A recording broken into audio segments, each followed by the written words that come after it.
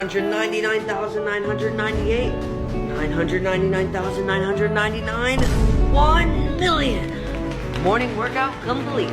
This is Ryan, and this is the look of someone that doesn't want to be here anymore. For those of you who don't know who Ryan is, he is basically the modern day equivalent of a Disney kid.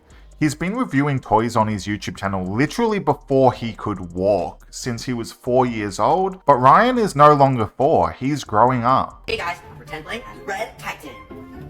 What is this? A Red Titan comic book and blank pages? You know what that means. No, Ryan, I don't know what that means. Do you need saving? Ryan's world was once the king of toy reviews, raking in as many as 2 billion views on videos, but these days he has fallen far, barely cracking 200,000. But it's because Ryan is growing up, and he is now 12, nearly 13, and the content is just not as popular anymore when he's 12 years old, and Ryan doesn't seem to be as into it as he used to be when he was a toddler crawling around. But there's a darker side to Ryan's world. A child who was pushed into stardom by his parents at 4 years old.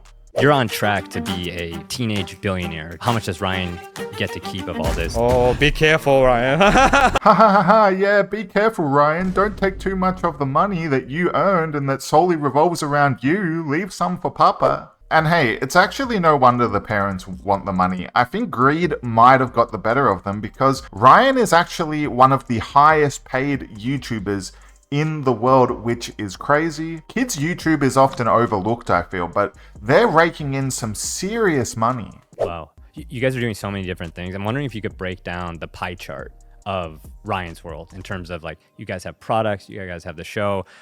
You guys made $30 million last year, reportedly. Like, you could correct me on that. What does that look like in terms of a breakdown of, like, what's coming from what?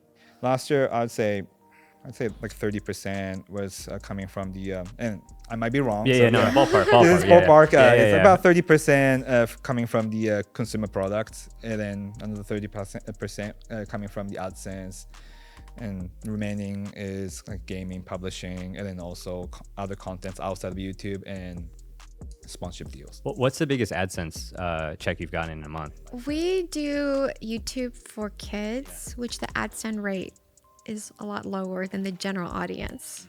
So. Yeah, you'll be shocked at how low the rate is, ad rate is. It's weird how they made $30 million, but then humble brag about how the ad revenue is low. So yeah, clearly Ryan's parents are making a ton of money from this business. And to be honest, Ryan looked a bit awkward there, talking about money, but I guess he is only 12. The content. And Ryan, what's your day-to-day like in the content and the videos that go out? Well, usually we film on the weekends because that's when I have the most time. Because like other days I have school and then extracurricular activities. So I mean, clearly Ryan, he does not want to be here anymore. He just seems dead inside, literally. But Ryan has just released a movie. Hey Evangeline. Hey Ryan! Thank you so much for being in the movie. Oh, thank you! I can't wait to see it when it comes out August 16th. Tell everybody about the character you play. Okay, I'll tell everyone about the character I'm playing. I'm playing myself. Yeah, the views are going down, but it seems like it's possible his parents are really trying to milk this as much as they can and get as much money out of him before the door slams shut. And that's even if they let him retire at all. Yeah. Is there a day where the YouTube channels will be fully animation? Like, Ryan, are you going to keep making YouTube videos, given your interest to be an animator and maybe go behind the camera, like as you get older? I think I will keep going for a while, yeah. Yeah. What do you guys think, given Ryan's interest in animation and like drawing, and that takes a lot of like work behind the scenes, and sometimes it can be hard to be on camera at the same time. Like, how do you guys think about the future of the channel, and how much of that relies on having a human component as your kids get older? One thing we're thinking about is we want to make sure we cater toward the existing fan. 5 to 8 years old are our core demographic. But at the same time, Ryan's growing up, and then he has new interests. We want to cater toward his new interests as well, new field.